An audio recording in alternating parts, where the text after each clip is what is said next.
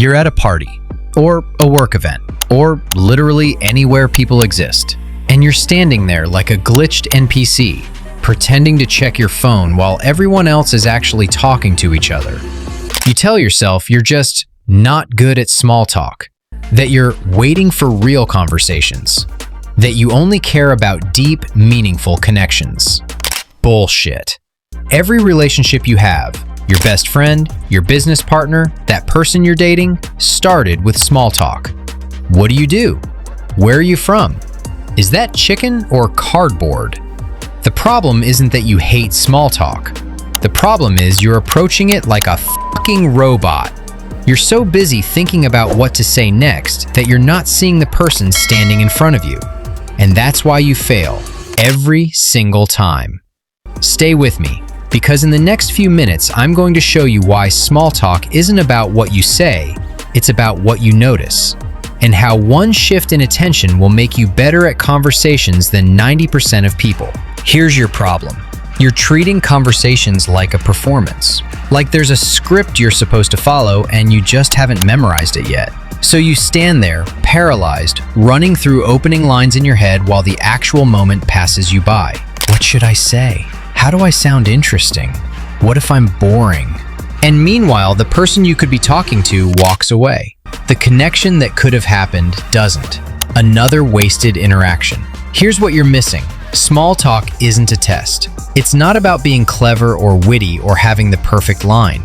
It's about making the other person feel like they exist. That's it. Not making them feel impressed. Not making them think you're smart or funny or deep. Just making them feel like a human being instead of a side quest NPC. And you can't do that when you're treating every interaction like a job interview where you have to prove yourself. Frank Sinatra didn't walk into rooms trying to impress people with rehearsed lines. He walked in, noticed who was there, and made them feel like the most important person in the room. Not through charisma, through attention. And you're giving your attention to the voice in your head instead of the person in front of you. If you keep doing this, you'll spend the rest of your life being bad at people while everyone else connects, builds networks, finds relationships, and moves forward. Or you can fix it right now. Here's the shift that changes everything. Stop trying to be interesting. Start being interested. This isn't some feel-good advice. This is tactical. When you're focused on what you should say, you're blind to everything actually happening. Look at how James Bond operates in Casino Royale. Bond doesn't walk into a room trying to impress people. He walks in and reads the room. He notices the dealer's tell, the way his opponent touches his chips, the deliberate way someone positioned their drink. He sees details everyone else misses because he's not performing. He's observing. And when he speaks, it's specific, personal, based on something real he noticed. Not, nice to meet you, but that's an interesting watch, East German? That's active observation. Here's how it works. You look at the person in front of you like they're the only thing that exists for 10 seconds. Not their vibe, not their energy, physical, tangible details. What are they wearing? Anything unusual, worn, deliberate? What are they holding? Book, drink, phone, nothing? How are they standing? Comfortable, fidgeting, closed off, open? Where are they looking? At you, at the clock, at the exit? What are they doing with their hands? Still, tapping, checking watch? Pick one. Comment on it. Not as a question, as an observation. Wrong. What are you reading? That's a demand. Now they have to explain, justify, perform. Right. That book looks like it's been through hell. That's an observation. No pressure. They can engage or not. See the difference? One puts pressure on them. One gives them an opening. Another example. You're at a coffee shop. Someone next to you has a laptop covered in stickers from places you recognize. Wrong. Do you travel a lot? Boring. Generic. Gives them nothing to work with. Right. That's a lot of continents on one laptop. Either you travel for work or you're running from something. You've made it specific. You've made it light. You've given them something to play with. This works everywhere. Networking events, first dates, grocery store line. Doesn't matter. You just have to stop rehearsing lines and start seeing people. But here's where most people f it up. They notice something, make a comment, and then freeze because they don't know what comes next. Here's what separates good observers from good conversationalists. You can notice details all day. But if you turn every observation into an interrogation, you're still failing. Most people do this. What do you do? Where are you from? How long have you been here? What made you come? That's not conversation. That's an interview. And nobody wants to be interviewed. Here's the shift. Turn observations into neutral comments that invite response but don't demand it. Look at how legendary trial lawyers operate. Great lawyers don't ask, "Why did you do that?" That puts the witness on defense. They say, "That's interesting timing." And wait.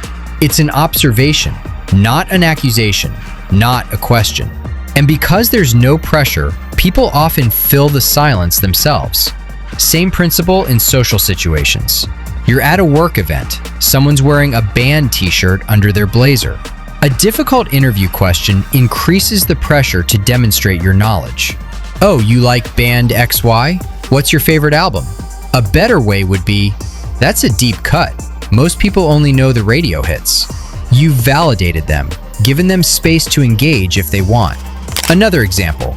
Someone's holding a drink that's absurdly complicated. Triple shot, oat milk, extra hot, caramel drizzle.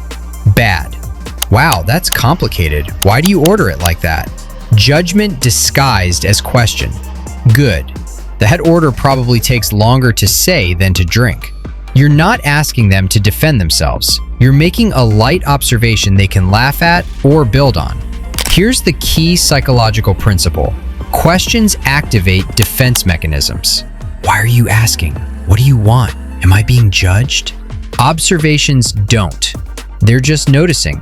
No agenda. Safe. When people feel safe, they open up. When they feel interrogated, they shut down. So your job isn't to ask good questions. It's to make good observations and let the conversation build itself. But even if you master observations and invitations, there's one more thing that kills most conversations before they start. Here's the final piece most people never learn. Not every observation leads to a conversation. And that's perfectly fine. The point isn't to force connection. It's to offer the opportunity. If they don't take it, you move on. No harm, no embarrassment, no failure. But here's where beginners up. They can't handle silence. Someone makes an observation, the other person responds.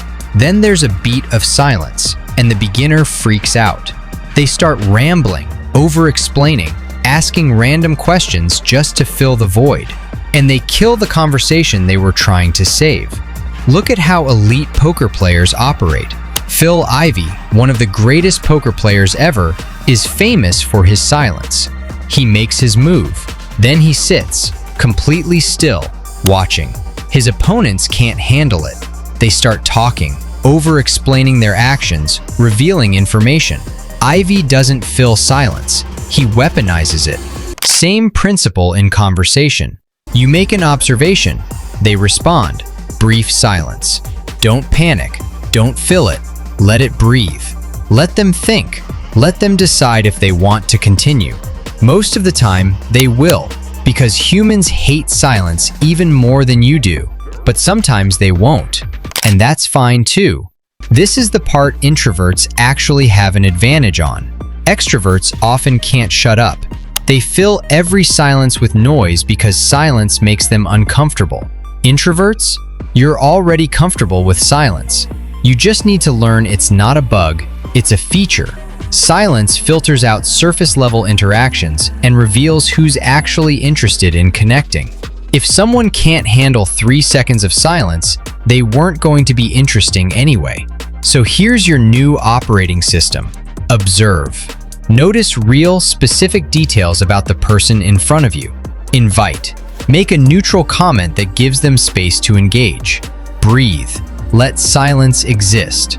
Don't force it. Don't fear it. That's it. That's the entire game. Let's lock this in. You're not bad at small talk. You're bad at paying attention. You've spent your whole life thinking small talk is about having good lines, being charming, or forcing conversations. It's not. It's about noticing details, making observations, and giving people the space to be human. Stop performing. Start observing. Every person you meet is giving you dozens of conversation starters. You've just been too busy rehearsing scripts in your head to see them. Turn observations into invitations, not interrogations. Questions put pressure. Observations create space. Space is where connection happens. Get comfortable with silence. Not every observation leads to conversation. Not every conversation leads to connection. And that's perfectly fine. You're offering an invitation. They can accept or decline.